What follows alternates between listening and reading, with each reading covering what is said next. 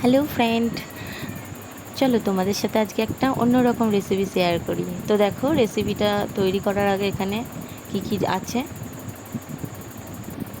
তো এবার একটা কড়াই বসিয়ে নিলাম গ্যাসের মধ্যে। কিছুটা পরিমাণ আমি ঘি দিয়ে দিলাম। ঘিটা গরম হতে আমি ওর ওর মধ্যে 2 টেবিল চামচ সুজি দিয়ে দিলাম।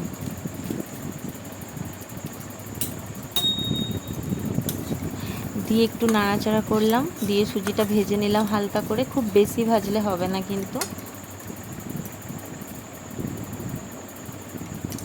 ফ্লেভারের জন্য আমি দিয়ে দিলাম এলাচ।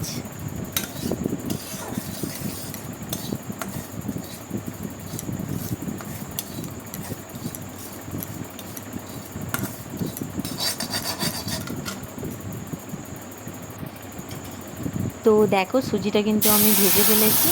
তো এর মধ্যে আমি দিয়ে দিলাম 2 কাপ মতো লিকুইড দুধ।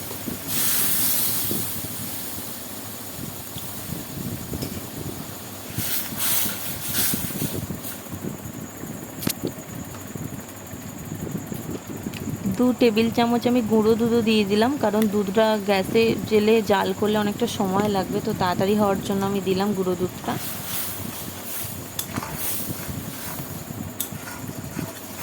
দিয়ে নাড়াচাড়া করতে হবে যাতে তলায় না ধরে যায় কড়াইয়ের মধ্যে।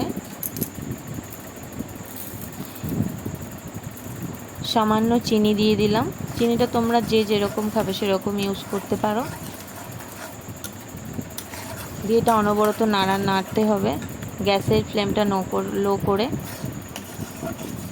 তো দেখো, আমার ব্যাটারটা কিন্তু এবার সত্যি তৈরি হয়ে গেল। এবার নাবিয়ে ফেললাম আমি। দেখো, পাউরুটির চারপাশটা কিন্তু আমি এভাবে ছুরি দিয়ে কেটে নিয়েছি। চাকি বেলুন নিয়ে নিয়েছি আমি একটা। এই পাতলা করে আমি বেলে নিলাম পাউরুটিগুলো।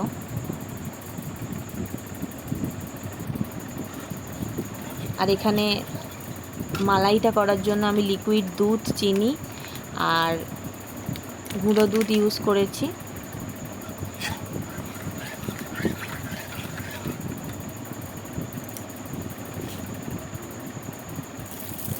চিনি দিলাম।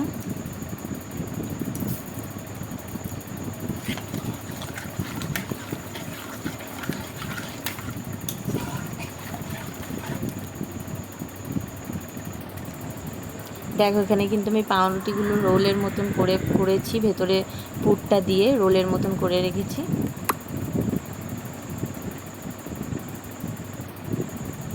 এখানে দেখো, মালাইটা কিন্তু আমার তৈরি হয়ে গেছে। এবার এর ওপর দিয়ে আমি হালকা করে মালাইটা দিয়ে দেব।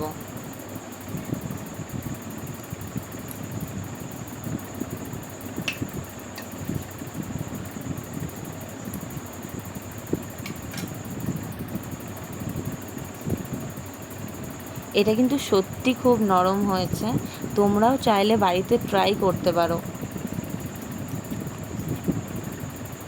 আর খেতেও কিন্তু খুব সুন্দর হয়েছে।